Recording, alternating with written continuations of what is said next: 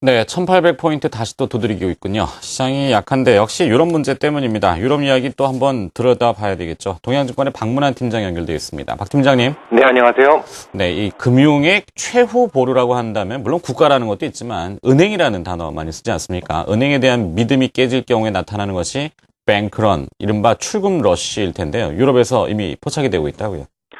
네, 오늘 새벽 유럽 증시 움직임을 보면 그리스보다는 스페인이 더 많이 떨어졌습니다. 당연히 진앙지는 스페인에서 차지해야 될 것 같은데요. 스페인 뱅크런 문제가 다시 화두가 되고 있습니다. 이 뱅크런은 심리적으로 연쇄 반응을 일으키기 때문에 초기에 진화를 해야만 하죠. 하지만 그러기 위해서는 아주 강력한 리더십과 신뢰가 중요합니다. 1930년대 미국의 대공황 때도 루스벨트 대통령은 즉각 은행들의 거래를 중단시키고 그다음 구조조정을 발표했습니다. 살려둘 은행, 그렇지 않은 은행들을 딱 구분을 하고요. 살려둘 은행에 속한 은행들에게서는 이 뱅크런이 즉각 중단됐었습니다. 그러니까 약간의 희생을 치르고 금융 시스템 전체를 살려내자라는 그의 전략은 적중한 셈이죠. 물론 앞서 말씀드렸듯이 리더십과 더불어 신뢰가 중요한데요. 어느 나라처럼 저축은행 더 이상 구조조정 없다고 했다가 또 부실 나오고 또 나오고 이런 식으로 신뢰할 수 없는 모습을 자주 보여주게 되면 단지 구조조정만으로는 뱅크런을 막을 수 없는 경우도 있습니다. 그럴 경우에는 결국 지급보증만이 유일한 대안이 되죠. 문제는 혹시나 독일이 반대하지 않겠느냐라는 것이 걱정입니다만 제 생각은 독일이 반대할 이유는 없다고 봅니다. 일단 예금한 돈은 투자한 돈과는 다릅니다. 예금한 돈에 대해서는 당연히 보장을 받아야만 금융 시스템이 건강할 수 있다는 것은 독일도 부정할 수 없는 부분이죠. 게다가 지난 2008년도에서도 미국에서도 한시적으로 예금 보장을 2배로 늘린 적이 있었고요. 유럽도 예금에 대해서 보장한 적이 있었기 때문에 만약에 스페인에서 뱅크런이 또다시 발생할 경우에 ECB 차원의 지급 보증을 기대하는 것은 그다지 무리한 생각은 아닐 겁니다. 지금 당장 뱅크런에 대한 우려감이 시장의 발목을 잡고는 있지만 역시 시장을 무너뜨릴 악재로 보지는 않습니다. 네.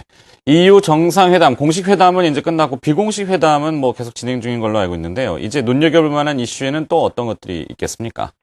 큰 뉴스는 아닙니다만 지난 3월 달에 25개국 협의를 이끌어냈던 신재정협약의 의회 비준 정도가 남아있겠네요. 아시다시피 최근 유럽에서는 신재정협약에 대한 회의론이 무섭게 번져가고 있죠. 심지어는 독일 내부에서도 말이죠. 내일 밤에는 독일에서 신재정협약에 대해서 의회 비준이 있을 예정인데요. 최근 빠르게 의석을 잃고 있는 메르켈의 기민당 혼자로서는 비준 자체가 불가능합니다. 결국은 야당의 도움이 필요한데 이 3인당 등 야당에서는 오히려 올랑드가 제시하고 있는 성장 정책을 지지하고 있습니다. 추가되지 않을 경우에 성장 정책이 추가되지 않을 경우에 이 비준 신재정 협약의 비준에 반대하겠다라고 으름장까지 놓고 있는 상황인데요. 물론 최근 메르켈은 약간 좀 물러서는 모습을 보여왔었죠. 올랑드 대통령이 제시했던 성장 정책에 대해서 의논할 준비가 되어 있다라고 발언하기도 했었고요. 그래서 무난하게 통과될 것으로 생각은 됩니다만 하지만 혹시나 뚜껑 열어봐야 하는 거죠. 언제나 3인당의 반대로 어렵사리 합의됐던 신재정협약의 근간이 흔들리게 된다면 약간의 노이즈는 만들 수 있겠습니다. 물론 단기적 노이즈입니다.